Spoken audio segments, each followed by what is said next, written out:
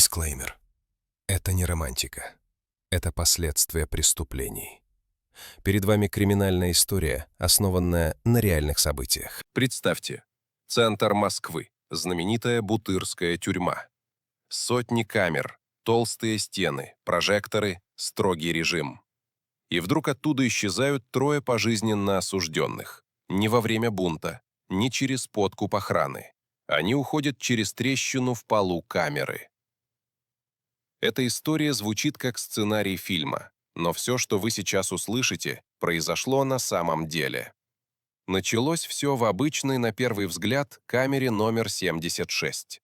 Там ждали решений по своим жалобам двое пожизненно осужденных – Владимир Железногоров и Борис Безотечество. Оба считали приговор несправедливым. Оба понимали, что впереди жизнь за решеткой. Чтобы хоть как-то занять себя, Железногоров притащил в камеру полутораметровый металлический прут. Официально для дела он был не нужен. Неофициально просто так пригодится. Он часами точил этот прут о бетонный пол у туалета. Одна и та же скучная механическая работа. И однажды бетон не выдержал. Пол не просто поцарапался, в нем появилась трещина. Под плитой оказался песок. Под песком слой старой штукатурки, а еще ниже – древняя кирпичная кладка. Когда они добрались глубже, выяснилось, под камерой проходит теплотрасса, ведущая в подвалы. Для кого-то это просто строительная особенность старой тюрьмы. Для двоих смертников, возможно, единственный шанс выбраться живыми. Разведку взял на себя Борис Безотечество. Он первым полез в темноту подвала, долго не возвращался и только потом выбрался обратно, мрачный и задумчивый. «Там целая паутина ходов», — сказал он. «Без плана не разберешься». Они решили продолжить исследование следующей ночью. Замазали щель хозяйственным мылом, аккуратно уложили плиту и подложили под нее пакет с песком, чтобы она не проваливалась. План был простой. По ночам лазить по подземелью, днем вести себя как обычно. Но у Бутырки были свои планы. В камеру подселили третьего. Это был 34-летний Анатолий Куликов по прозвищу Фикс, бывший велосипедист и кикбоксер, возглавлявший банду в чувашском поселке Вурнары. Его уже приговорили к пожизненному за убийство целой семьи из Дагестана. Железногоров и Безотечество встретили новенького настороженно. В тюрьме случайных не бывает. Шептались только об одном. Не подсадной ли? Не стукач ли он? Куликов делал вид, что спит, а на самом деле внимательно наблюдал за сокамерниками. В одну из ночей двое исчезли через дыру в полу. Фикс подождал, а потом рискнул, нырнул следом. Но запутался в подземном лабиринте и вернулся ни с чем. Утром он уже не стал играть в молчание. «Вы побег готовите?» В камере повисла пауза. Потом Железногоров кивнул, и вместо угроз Куликов спокойно сказал: «Возьмите меня, я достану план Бутырки». И он действительно достал. Ему удалось раздобыть пожарную схему тюрьмы, а заключенные из соседней камеры передали еще одну карту. Теперь у троицы были не только ход под полом и подвал, но и понимание, куда эти ходы ведут. Ночами они исчезали под камерой, словно в другую реальность. Ползли по теплотрассам, протискивались через узкие лазы, считали шаги и метры, запоминали повороты.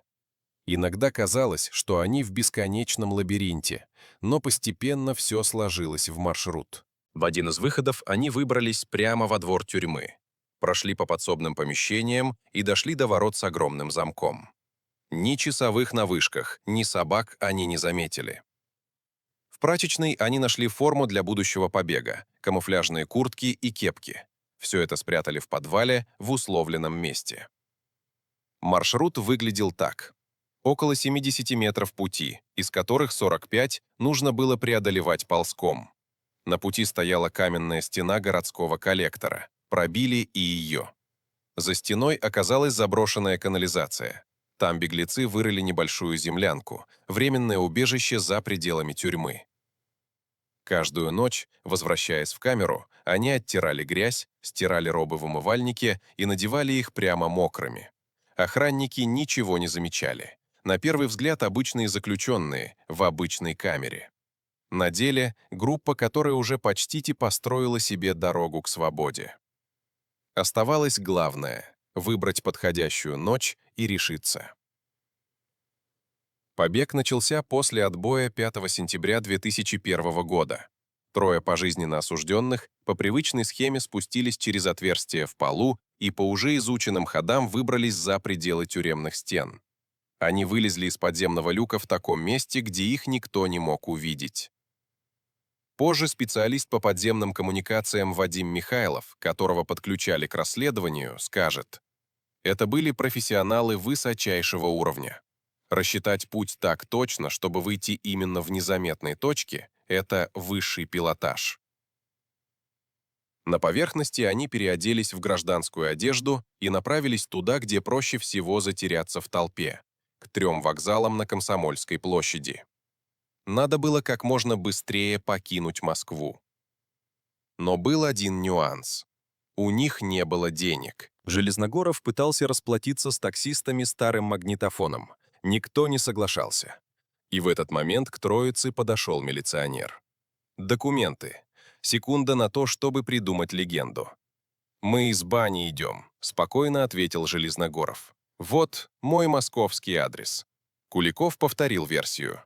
А Борис без отечества сбился. Я из Сибири». Сержант насторожился. «Тогда пройдемте в отделение. Подождем, пока друзья принесут паспорт». Борис тихо подошел к Железногорову. «Что? Делаем?» Ответ был короткий. «Отойди и беги». Без отечества рванул через дорогу. Милиционер кричал, свистел, но бросаться в погоню не стал. Перед ним оставались еще двое. Так троица, прошедшая десятки метров подземелий плечом к плечу, распалась за пару секунд на поверхности. Железногоров и Куликов все же смогли уехать из Москвы. Им удалось договориться с водителем за тот самый магнитофон. Он довез их до Каширского направления. Дальше грузовик с кирпичами. И вскоре они оказались в Серпуховском районе Подмосковья. В деревне Липицы жила сестра Куликова. 40-летняя женщина встретила беглого брата без особой радости. Накормила, но категорически отказалась прятать его у себя дома. Пришлось возвращаться к проверенной классике – вырывать землянку в лесу. Тем временем в Москве все только начиналось. Утром 5 сентября надзиратель подошел к камере номер 76, заглянул в глазок и не увидел никого. Открыл дверь, камера пустая, в полу дыра. По тюрьме прошла волна. Заключенные, узнав о побеге, начали шуметь, стучать по решеткам. Чтобы не допустить бунта, в изолятор ввели спецназ. Сотрудники спустились в подвал и довольно быстро поняли, сами они в этих коммуникациях заблудятся. На помощь вызвали столичных диггеров, людей, которые профессионально лазают по подземельям. Утром следующего дня специалисты вывели оперативников к люку в районе Горлова тупика, возле приемника распределителя для бездомных. Служебная собака взяла след и довела до Новослободской улицы, где его потеряли. Шли дни, недели. Сообщения о подозрительных мужчинах поступали из разных регионов, но каждая проверка заканчивалась ничем.